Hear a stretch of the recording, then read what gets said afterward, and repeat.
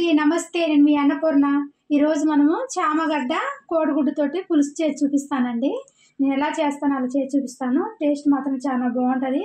ఇవ్వండి, ఆ చామగడ్డకి నేను ఆలుగడ్డకి తీసినట్టు పైన పొట్టు తీసేసానండి. ఏం ఉడకబెట్టలేదు, పొట్టు తీసేసి ఉడకబెట్టాను. పొట్టు కూడా ఎలా తీసానంటే రెండు తీసి పెట్టాను, చూపిద్దామని. ఇవ్వండి, మన చెక్కు తీసుకునేది ఉంటుంది కదా, ఇక్కడ నుంచి తీయొద్దండి. ఇగో ఇక్కడ లాస్ట్ నుంచి ఇట్లా తీస్తే ఊరకనే వస్తుందండి చామగడ్డ పొట్టు మాత్రం.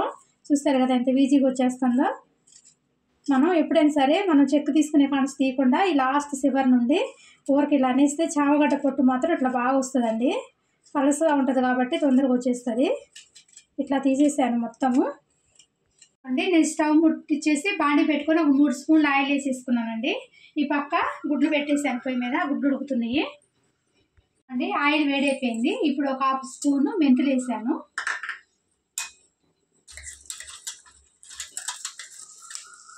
కొంచెం శనగపప్పు, కొంచెం మినపప్పు, కొంచెం ఆవాలు, ఒక 1/2 స్పూన్ జీలకర్ర.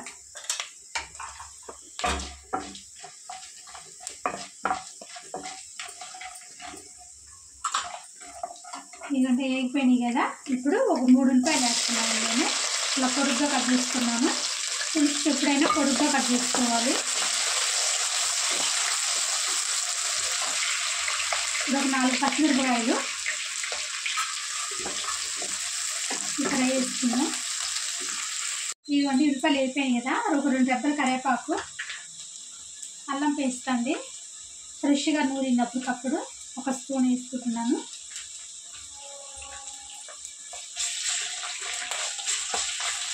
అల్లం పేస్ట్ కూడా వేయనిద్దాము ఆయిల్లో.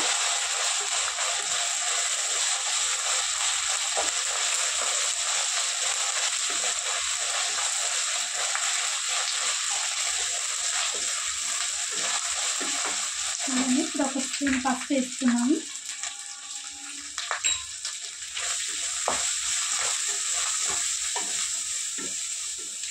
ఇప్పుడు మనం శుభ్రంగా కడిగి పెట్టుకున్న చామగడ్డలు వేసుకున్నాము. ఉడకబెట్టకుండా వేసేస్తున్నామండి. నేను కలిపేసి ఇప్పుడు ఒక 2 స్పూన్లు సాల్ట్ వేస్తున్నాను.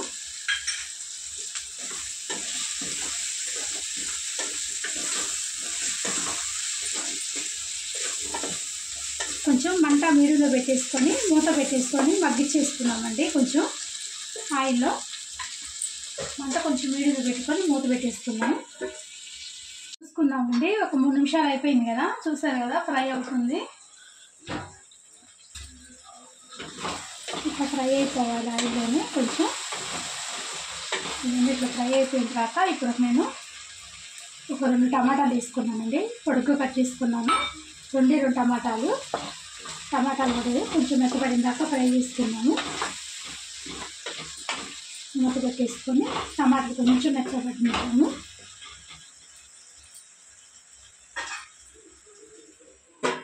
చూసుకున్నామండి. టమాటా కూడా మెత్తగా ఉడికిపోయింది కదా. ఇవ్వండి, టమాటా కూడా ఉడికిపోయింది. ఇప్పుడు కారం వేసుకున్నాము. నేను ఒక స్పూన్నర తీసుకున్నాను కారం. మీ కారం తగ్గట్టు మీరు వేసుకోండి.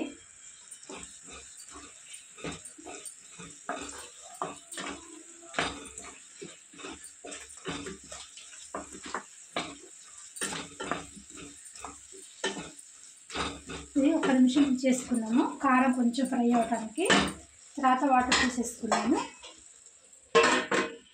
చూద్దామండి. చూసారు కదా, కారం కూడా మంచిగా ఫ్రై అయిపోయింది. ఇప్పుడు మనం వాటర్ పోసేసుకున్నాము. ముక్కలు మునిగే వరకు వాటర్ పోసుకోవాలి. ముక్కలు మనకి మంచిగా ఉడుకుతాయి అప్పుడు. ఇదిగోండి, ఇన్ని వాటర్ పోసుకుంటే సరిపోతుంది. ఇప్పుడు మనం మంటను మాత్రం హైలో పెట్టేసుకొని ఉడికిచ్చేసుకున్నాము.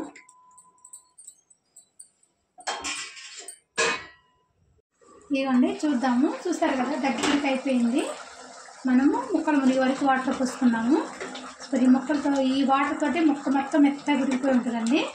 ఇప్పుడు మనం కొంచెం చింతపండు పోసుకున్నాము.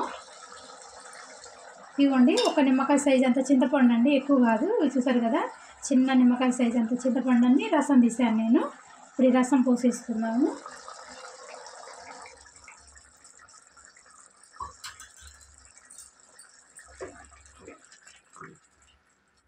చింతపండు చింతపండు రసం పోయాలండి మనము చామగడ్డ పులుసులోకి. ఎప్పుడైనా ఇట్లా ముక్క ఉడికినాక పోసుకుంటే మనకి ముక్క ఉడకకుండా గట్టిగా లేకుండా ఉంటుంది. ఇప్పుడు ధనియాల పొడి 1 స్పూను,